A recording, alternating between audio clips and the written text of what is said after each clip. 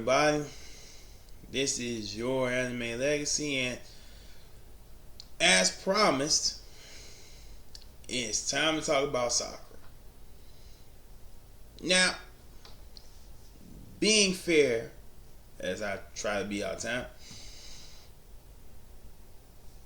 the reason to hate Sakura is not because she's so-called useless. As I said in another video, which the name escapes me right now, calling Sakura useless is an unfair criticism, because while yes, we can say in Naruto, that Sakura really wasn't a standout character. The first 32 episodes of Shippuden shows that she has been training, she has gained intelligence, she is a great medical ninja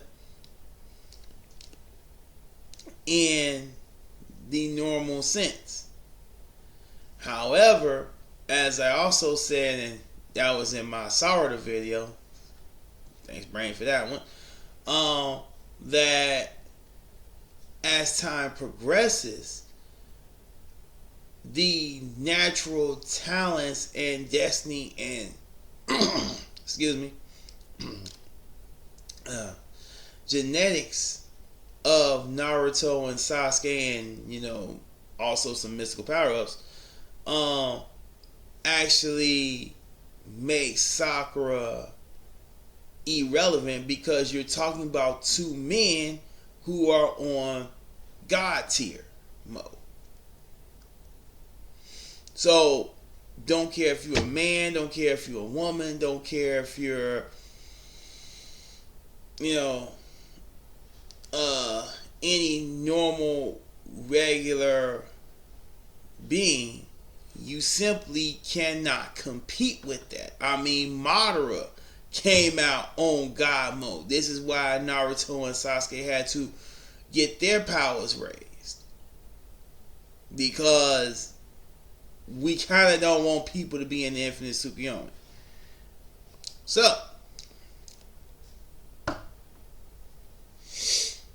why is there so much hatred for Sakura, and why should there be, rather, hatred for Sakura?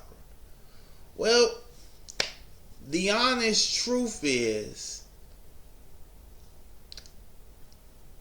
it's basically kind of going into real world stuff with some of the flaws of the modern woman, in the sense that,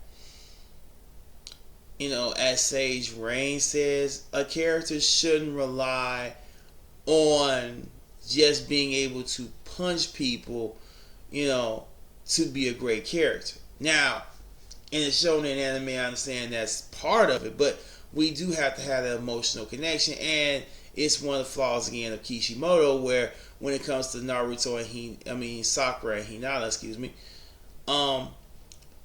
he split the difference with both of them, and I'll probably remake a video, or I'll try and link it to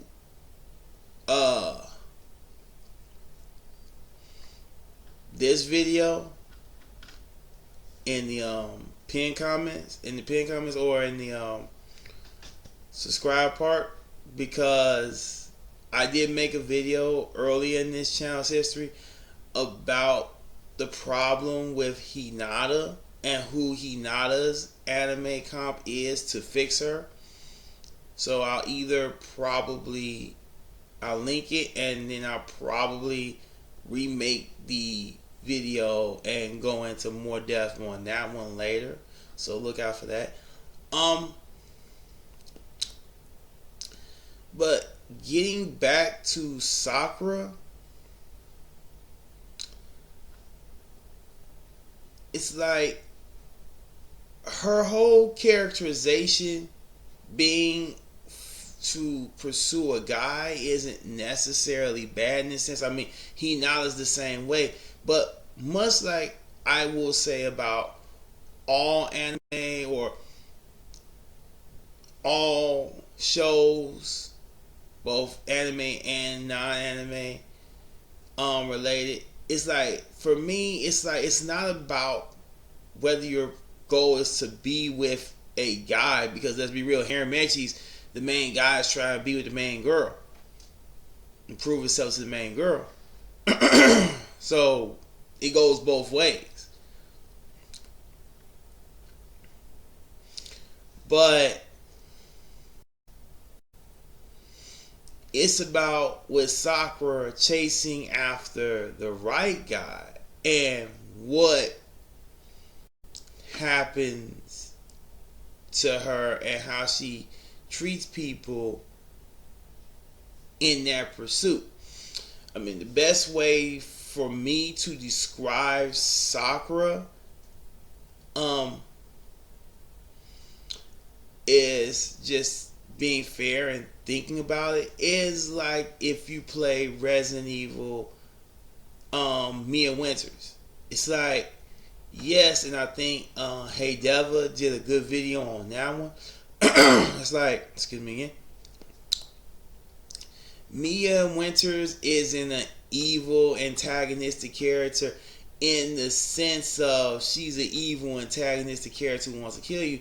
No, in her honest, sane state in Resident Evil 7, you know, she truly loves you, and she did try to warn you not to come and save her, resigning herself to her fate, but she was under Evelyn's control. But what makes Mia evil to begin with, and why the story of Ethan Winters, which, you know, on my e-blog channel I'll probably make a video on that, the most tragic character in the Resident Evil universe, is that he married a woman who couldn't be honest with him and didn't love him enough to stop doing what she's doing. You know, it's like when you go through Resident Evil 7, it's like, I love you, Ethan, but I still want this mafia connection, bioweapon money. Oh, Ethan, you came here and you saved me even though I sent you a video telling you to stay away. Oh, what a loyal, great man. By the way, did you know that you not Leon S. Kennedy and you didn't survive the tutorial level? So technically, because I was the tutorial level boss, I kind of sort of killed you, and you basically aren't human. I mean, you didn't think your arm, in the words of Evie, you didn't think your arm coming off like that was, you know, just being able to be healed by, you know, putting some tussin on it and just reattaching it. You didn't think that was just normal, right? You know. So, yeah. That's why Ethan died. And by the way, spoiler warning just for you people who ain't played 7 and 8 of Resident Evil and maybe watching this.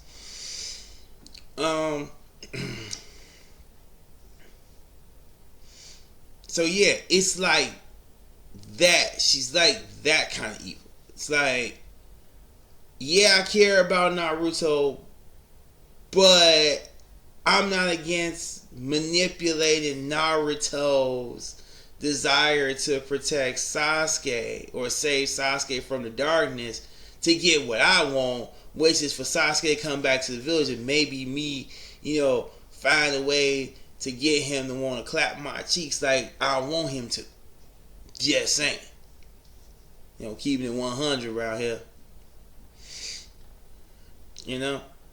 That's what makes Sakura evil. And for all you people, like a Naruto explained, who will say, read the manga. Read the manga. You'll like Sakura better and you'll get more context into Sakura if you read the manga. I said, well, I did read the manga. And I started reading the manga during the Kage Summit arc. So unless you can tell me that, you know, there's something different from what I read in the Kage Summit arc about how Sakura treated her friends and how she almost let everybody die, and she wanted to go off and play Romeo and Juliet with Sasuke. Then you can't tell me, not to hate Sakura. Because this was a woman who was willing to lie and manipulate everybody around her to be with a man who knocks her basically out and left her on a park bench when she poured her heart out to her. I mean, I saw that in anime. I was like, whoa, baby girl.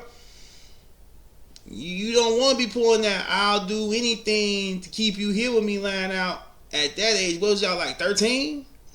Woo! That's a bit early for that line. A bit early. Just a tad bit too early for that.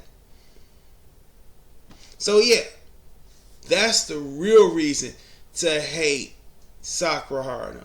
So what does that have to do with Risha? Well, like I said in the recap, we have in Risha a very good backstory. She was saved by Itsuki when he was dealing with that despot, and yes, I'll talk about that in Itsuki's video. And after that, she was virtually abused because, again, much like, with Final Fantasy, Itsuki only picks the characters who are the strongest.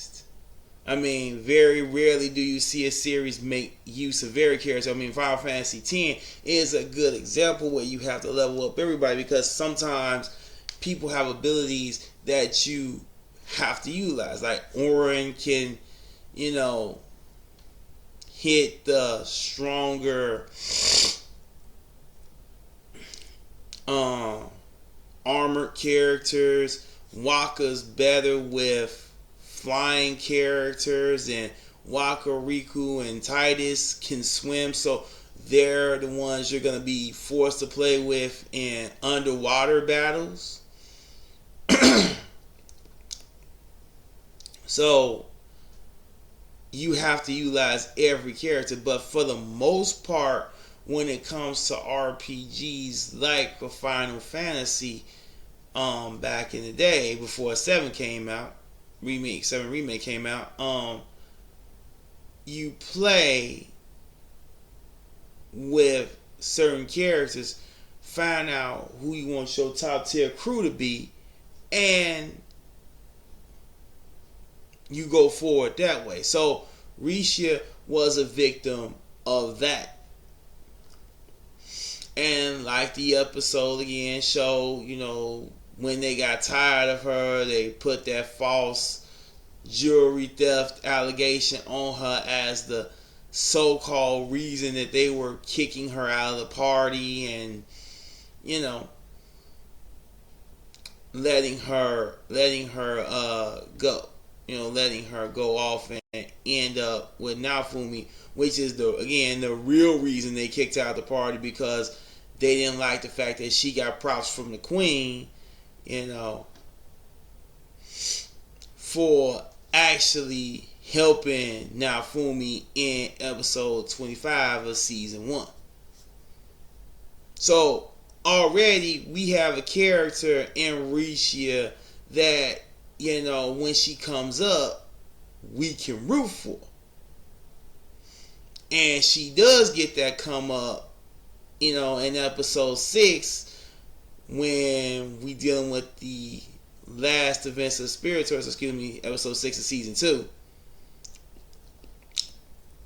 When we dealing with the Spirit Turtle, when she's the only one that can fight Kyo.